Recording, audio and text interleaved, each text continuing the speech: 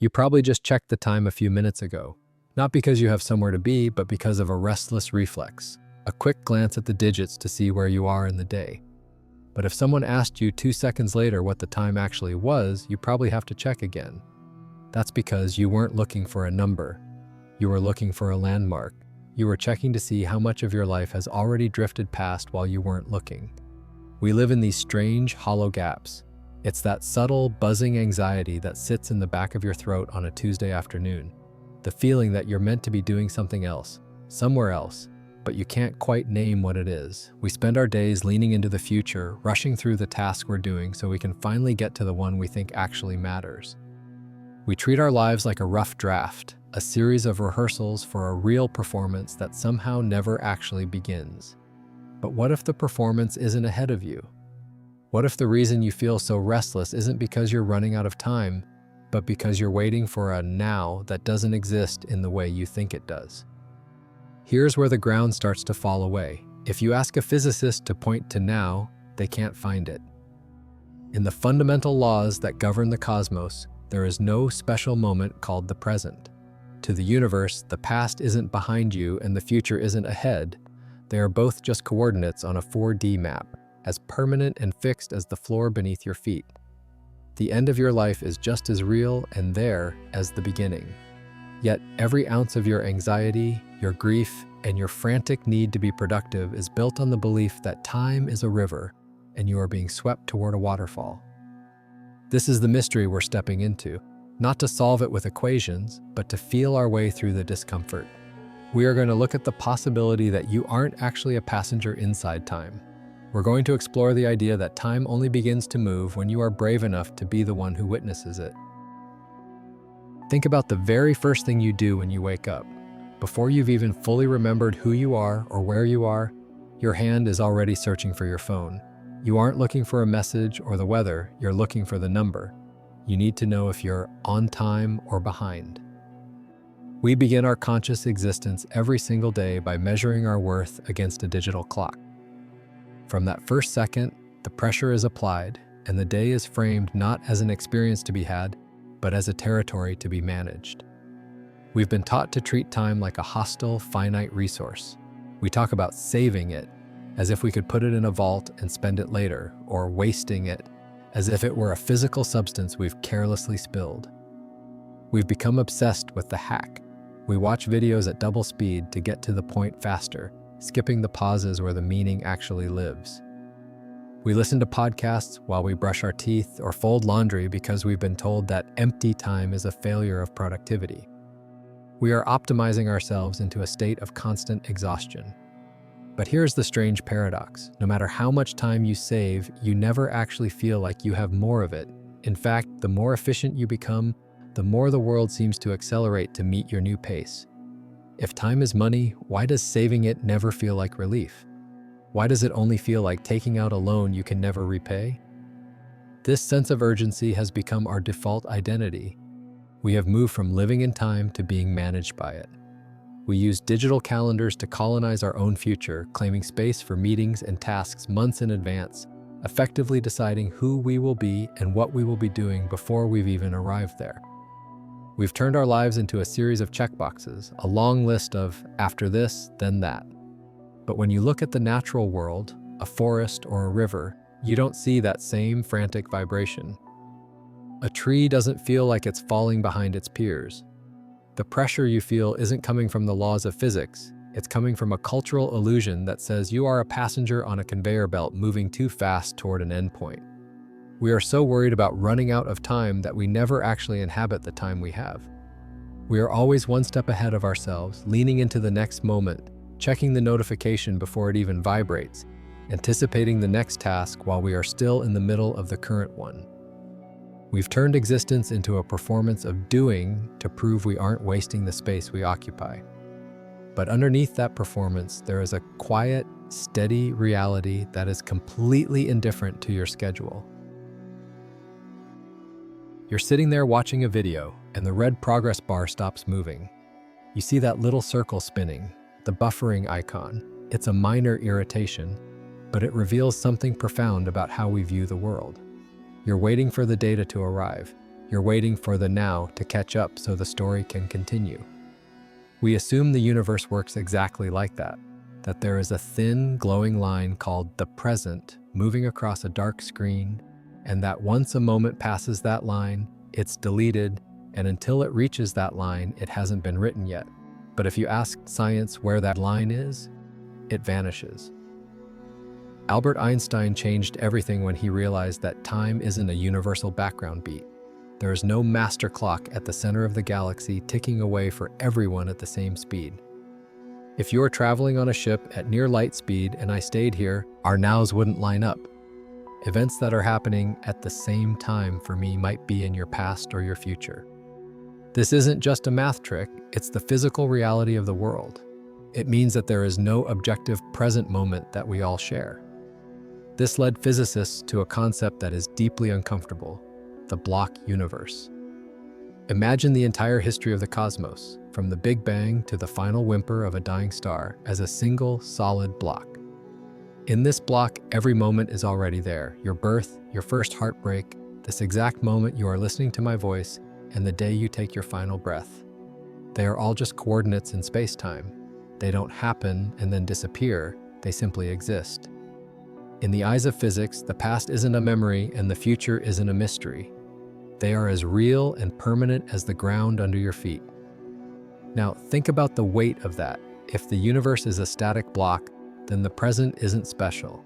It's just one slice of the glass among billions of others.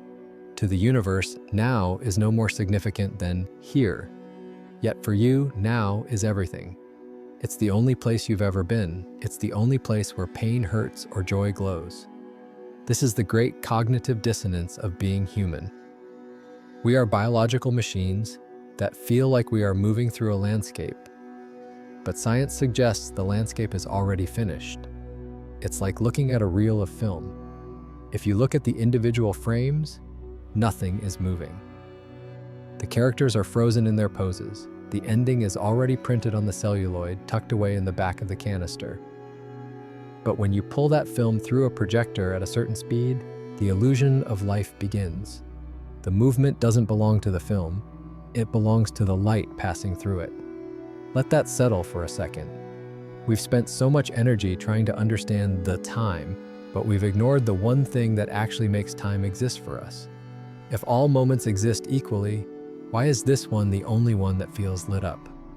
The universe doesn't have a spotlight, it doesn't have a now cursor, it just has events. The only thing that creates a now is you. You are the projector. You are the consciousness that pulls the static frames of the universe into a lived sequence. Without a witness, the universe is just a silent, unchanging structure. Have you ever been walking somewhere you know really well? Maybe your neighborhood or the path from the bus stop to your house, and suddenly you realize you've arrived, but you have no memory of the last 5 minutes? Your legs were moving, but you were somewhere else. You were reliving an argument from 3 hours ago, or you were rehearsing a conversation you need to have tomorrow. In those 5 minutes, the actual street didn't exist for you. Time, as you experienced it, was made entirely of ghosts and shadows. This happens because time, as we know it, lives almost entirely in our heads. Over 1,500 years ago, a thinker named Augustine realized something that still feels a bit like a glitch in the Matrix. He looked for time and couldn't find it. He said the past is gone, so it doesn't exist. The future hasn't happened, so it doesn't exist. And the present? As soon as you try to grab it, it's already the past. He concluded that time only exists in the mind as a bridge between memory and expectation. Think of it like watching a wave. If you only saw the water at one specific millisecond, you wouldn't see a wave, you'd see a static, frozen hump of blue. The wave is something your brain creates by stitching the memory of where the water was to the anticipation of where it's going. We don't perceive time, we manufacture it. It's the glue we use to stick our experiences together so they make sense. I want you to try something right now. Just notice the space between your thoughts. There's a tiny gap, a fraction of a second, after one thought ends and before the next one starts. In that gap, where is time? There's no before because the last thought is finished. There's no after because the next one hasn't arrived. There is just this quiet, empty awareness. In that gap, the clock stops. This is where the narrative we've built for ourselves starts to feel thin. We use time as a container for our identity. We say, I am the person who did this in the past, and I am the person who will do that in the future. But if you strip away the story, if you stop remembering for a second and stop anticipating for a second, time as a flow simply collapses. It's like taking off a pair of tinted glasses you've been wearing since you were a child. You don't lose the world, you just stop seeing it through that specific filter. A few centuries ago, Immanuel Kant suggested that time isn't something we discover in the world, like a rock or a tree. It's the form of our perception. It's the internal operating system our brains use to organize the chaotic data of reality. Without it, we couldn't function. We couldn't plan a meal or cross a street. But we've made a fundamental mistake. We've confused the tool for the reality. We think time is the river we're drowning in, when time is actually just the way we've learned to map the water. When you zone out on that familiar walk, you aren't losing time. You're just letting your mind wander into the archives or the blueprints. But the street is still there. The wind on your skin is still there. And the you that is aware of all of it is still there. If you stop the narrative, the time disappears, but you remain. You are the one thing that doesn't need a past or a future to be real.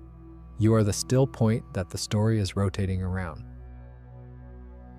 How many times have you said the words, I'll enjoy this later? Maybe it's a bottle of wine you're saving for a special occasion that never quite feels special enough. Maybe it's a dress hanging in the back of your closet, waiting for a version of you that is 5 pounds lighter or 10% more confident. Or maybe it's just the simple daily habit of rushing through the task you're doing because you think the meaning of your life is waiting for you in the next one. We treat our lives like a waiting room for a main event that hasn't started yet. We live as if the future is a reservoir of potential and the present is just a thin, disposable straw we use to reach it. But if we return to that idea of the block universe, the idea that the universe is already finished, already complete, then this logic falls apart. If every moment is already there, then there is no later that is more real or more substantial than this moment right here. The future isn't a blank page waiting for you to write on it. It's a page that is already written, just waiting for you to turn to it. This sounds terrifying at first. It feels like a script we can't change, but there's a different way to look at it. If nothing new is coming, then the pressure to wait for something better can finally stop. If the universe is complete, then you are not an incomplete project. You aren't a work in progress waiting for a someday to finally be whole. You are whole right now. Every frame of your life is a finished piece of art, not just a stepping stone to the next one. Think about the way we fear the end of our lives. The philosopher Martin Heidegger suggested that we are beings toward death. That sounds heavy, but what he meant was that our finitude, the fact that our story has a final chapter, is exactly what gives the story its flavor. But the real tragedy isn't that the story ends. The real tragedy is that we spend the entire book skipping ahead to see how it turns out, and in doing so, we never actually read the sentences. We are so busy worrying about the final page that we treat the current page like an obstacle. When you postpone your presence, when you say, I'll be happy when I get the house, or I'll start living when the kids are older, you are effectively erasing yourself from the only part of reality that is currently available to you. You are choosing to be a ghost. You are haunting a future that doesn't need you yet, while abandoning a present that is literally only happening because you are here to witness it. If the universe is a static map, then the unfolding of your life is not a cosmic event. It's an act of attention.